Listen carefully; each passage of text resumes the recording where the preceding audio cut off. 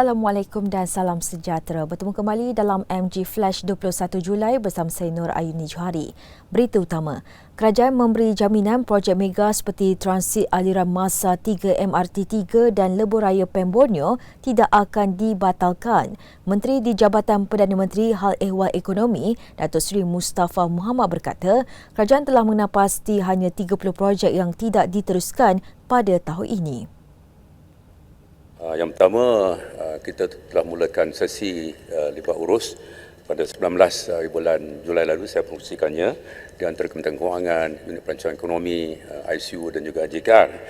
Dan setakat ini, hasil lipat urus tersebut, kita telah menapasi 30 projek yang melibatkan kos kira-kira 100 juta ringgit. Kecil saja bilangannya.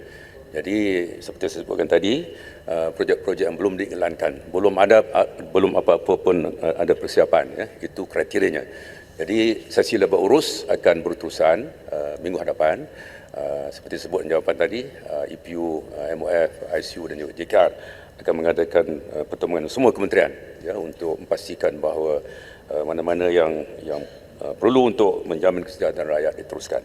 Beliau menjawab pertanyaan ahli Parlimen Lembah Pantai Fahmi Fazil yang ingin kerajaan menyatakan perancangan kerajaan berkaitan dasar menangguh atau membatalkan projek-projek baharu serta menamakan projek-projek tersebut dengan kos yang dijimatkan. Dalam pada itu, kerajaan menerusi Perdana Menteri Datuk Seri Ismail Sabri Yaakob telah memberikan jaminan bahawa 50% daripada peruntukan pembangunan dalam rancangan Malaysia ke-14 RMK14 akan disalurkan kepada negeri-negeri kurang membangun.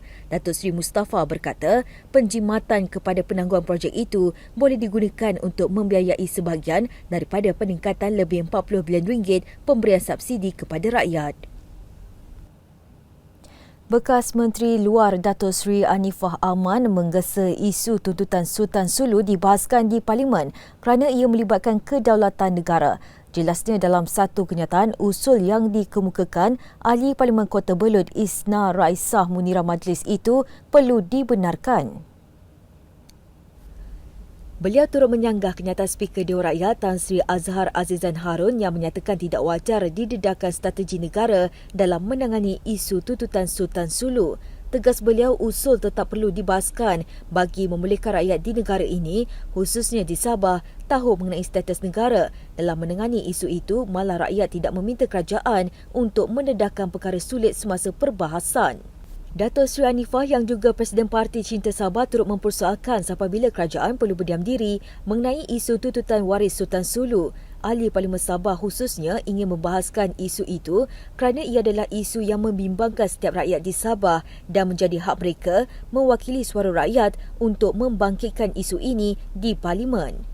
Justru Datuk Seri Anifah mengajak semua rakyat Sabah harus bersatu bagi mendesak kerajaan mempertahankan kedaulatan negara susulan rampasan anak syarikat Petronas di Azerbaijan yang dipercayai oleh waris kumpulan Sulu. Beliau berkata Kabinet menubuhkan petugas khas untuk menyiasat perkara terbabit dan Petronas juga menjelaskan bahawa asetnya telah dilupuskan dan dihantar pulang, namun rakyat berhak mengetahui keseluruhan kejadian berkenaan.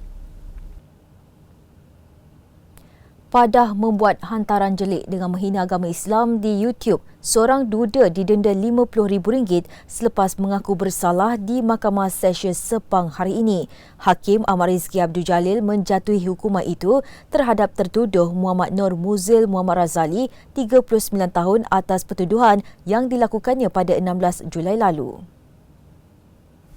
Mahkamah turut memerintahkan Muhammad Nur Muzil menjalani hukuman penjara 6 bulan sekiranya gagal membayar denda berkenaan. Dalam keputusan sama, Ahmad Rizki turut menasihatkan tertuduh agar menginsafi dan bertaubat atas kesalahan yang dilakukannya. Berdasarkan kertas pertuduhan, Muhammad Nur Muzil melalui perkhidmatan aplikasi YouTube dengan secara sedar telah membuat dan memulakan penghantaran komunikasi yang jelik dengan niat untuk menyakitkan hati orang lain pada 16 Julai lalu. Kesalahan dilakukan pada pukul 11.15 malam di hadapan sebuah stesen minyak di Cyberjaya.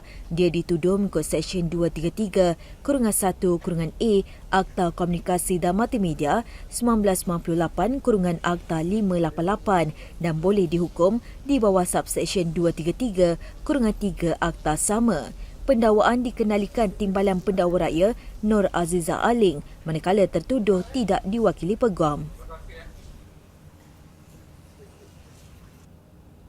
Undang-undang di Malaysia sudah mencukupi untuk digunakan bagi menghukum individu yang menghina kesucian agama Islam. Menteri di Jabatan Perdana Menteri Hal Ehwal Agama, Datuk Idris Ahmad berkata, orang ramai diminta tidak mengambil tindakan sendiri tanpa mengikut lunas undang-undang. Tegas beliau, pihak berkuasa melibatkan Polis Diraja Malaysia PDRM, Jabatan Kemajuan Islam Malaysia JAKIM, Kementerian Dalam Negeri KDN dan semua agensi penguatkuasa amat cekap dalam melakukan tugasan mereka. Sehubungan itu, beliau mengucapkan terima kasih kepada mereka atas tindakan pantas terhadap isu penghinaan agama Islam yang sering berlaku sejak kebelakangan ini. Datuk Idris berkata demikian semasa sidang media selepas pelancaran seminar lelaki Kawam Peringkat Kebangsaan 2022 di Masjid Wilayah Persekutuan Kuala Lumpur hari ini. Punca individu itu boleh terlibat dalam perbuatan menghina agama Islam adalah disebabkan pelbagai faktor, antaranya masalah mental si pelaku.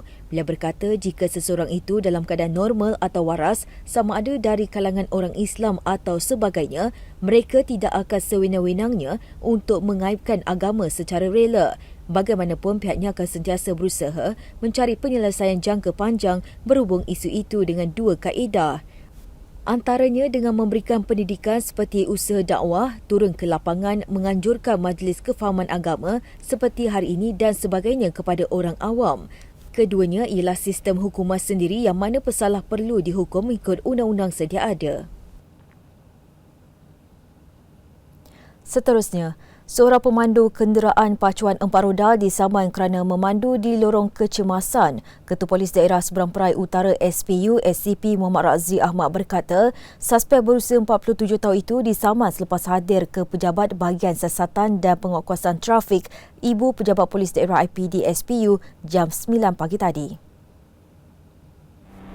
Beliau berkata pihaknya telah mengesan satu video tular berdurasi 1 minit 50 saat memaparkan perbuatan pemandu terbabit menggunakan lorong kecemasan ketika kesesakan jalan raya.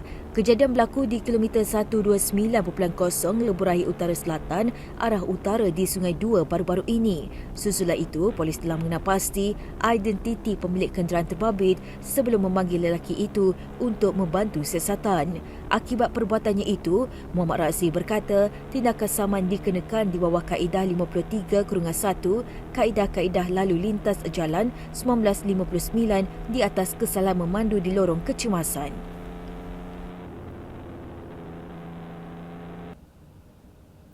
Laporan tadi mengakhiri MG Flash hari ini. Terus bersama kami untuk perkembangan terkini dari masa ke semasa. Hanya di platform media sosial Malaysia Gazette di Facebook, Twitter, Instagram dan juga YouTube atau melalui portal di www.malaysiagazette.com. Assalamualaikum dan selamat malam.